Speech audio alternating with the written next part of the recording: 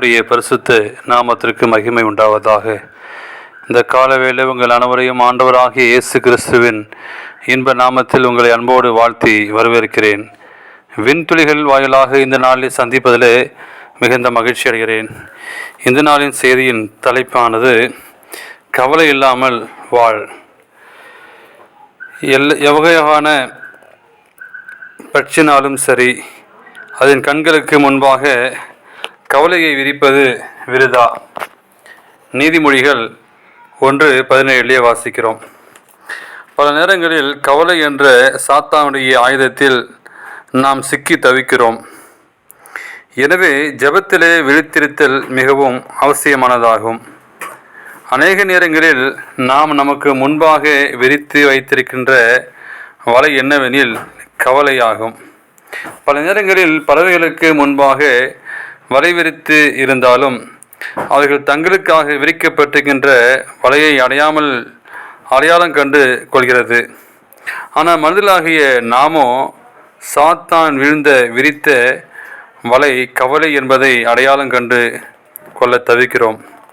சில கவலைப்படுவதை தவிர்ப்பதற்காக கேளிக்கைக்குழுவிற்கு செல்கிறார்கள். உலகில் அநேகர் போராட்டங்களை சந்திக்காமல் மகிழ்ச்சியாக இருக்க வேண்டும் என்று விரும்புகிறார்கள். மனதின் போராட்டங்களை நாம் சிந்திக்க வேண்டும்.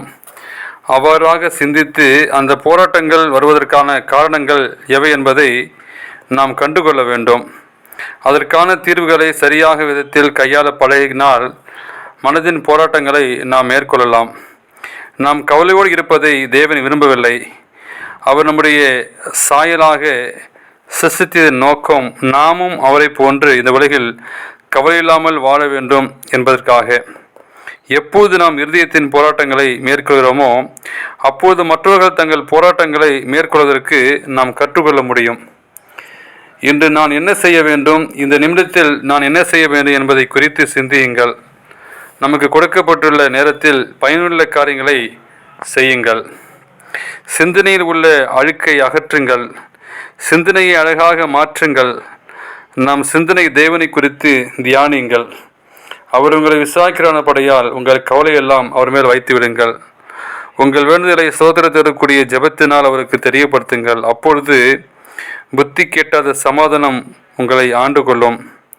நாளை தினத்தை குறித்து கவலைப்படாதீர்கள் என வாசிக்கிறோம்.